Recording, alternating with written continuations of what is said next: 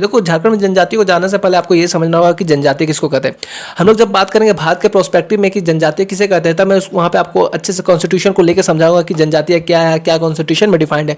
लेकिन आज हम लोग डिफाइन करेंगे इसको झारखंड के रियल तौर पर, और बहुत ज़्यादा सिंपली हम लोग बात करेंगे क्योंकि इससे काफ़ी ज़्यादा हाई क्वेश्चन नहीं आने वाले हैं।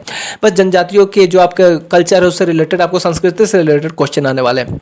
तो बात करते हैं जनजातियाँ होती क्या है। जनजातियाँ वो होती है ना जिनका एक समूह होता है, उनकी एक विशिष्ट पहचान होती है, उनका विशिष्ट खान पान होता है, उनका विशिष्ट रंग होता है, साथ ही बात करें उनका विशिष्ट कल्चर संस्कृति होती है, जिसके उसके पर्व होते हैं, त्यौहार होते हैं, रस्म रिवाज होते हैं, उनका एक अलग शासन व्यवस्था होती है। यही आपका क्या होती है, जनजातियों की एक पहचान होती है। झारखंड एक जनजातियों के मामले में बहुत उभरा हुआ राज्य है, क्योंकि झारखंड शुरू से ही काफ़ी पिछड़ा हुआ राज्य रहा है। और जब पुराने समय में भी जो आपका झारखंड में जो जनजातियों का जो आपको मिलता है, साक्ष्य मिलता है ना, वो आपका त्रेता युग के टाइम से मिलता है। तो आप समझ सकते हो कि लाखों साल पहले आपको झारखंड में जनजातियों के साक्ष्य मिलते थे।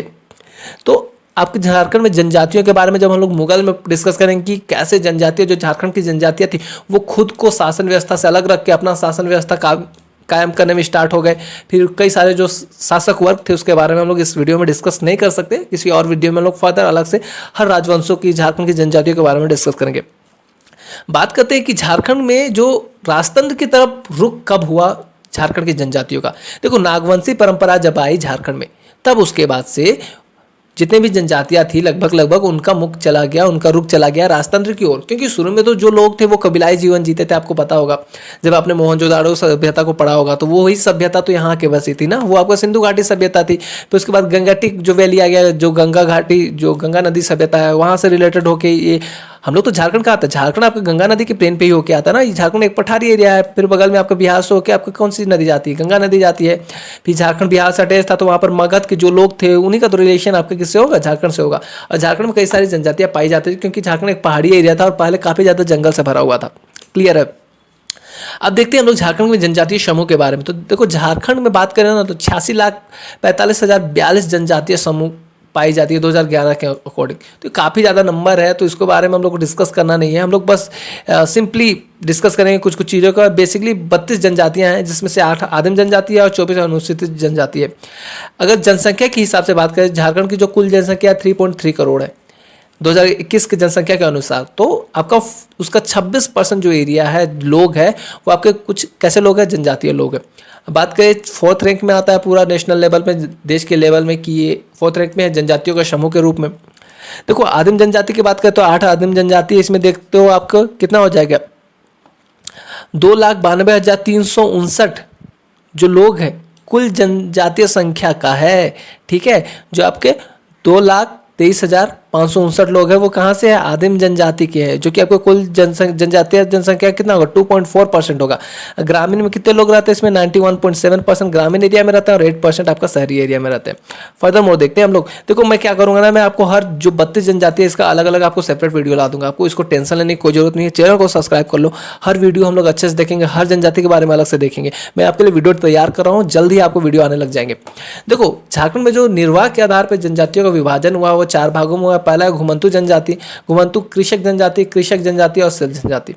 देखो, आप उसको नाम से ही पकड़ सकते हो। घुमंतु जनजाति मतलब कि घूमने वाले होंगे, घुमंतु कृषक जनजाति मतलब घूमने वाले कृषक जनजाति होंगे, फिर आपका कृषक जनजाति होंगे, फिर उसके बाद शिल्प जनजाति मतलब कि जो कुछ काम बना रहे हैं, कुछ लोहा बना रहे हैं, वो शिल्प से रिलेटेड कुछ काम कर रहे हैं। देखो, घुमंतु जनजाति के बारे में कौन कौन से आते हैं, उसमें बिरहोर आते हैं, हिल आते हैं, खड़िया आते हैं।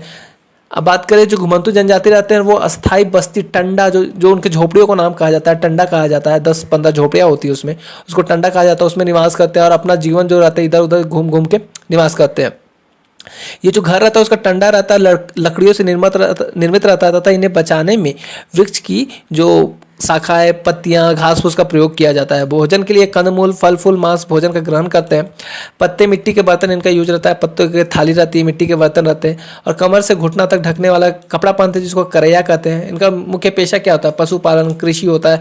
इनकी कृषि को जांगी कहा जाता है। आप ये टर्म याद रखना क्योंकि क्वेश्चन में पूछा जाता है। झूम कृषि करते हैं। स्थानीय कृषि भी आजकल कुछ लोग करने लगे हैं। ओखली, कठौती, फिर आपका ढोकली का व्यापार इन लोग करते हैं, जो कि चलता है गाँव के एरिया में।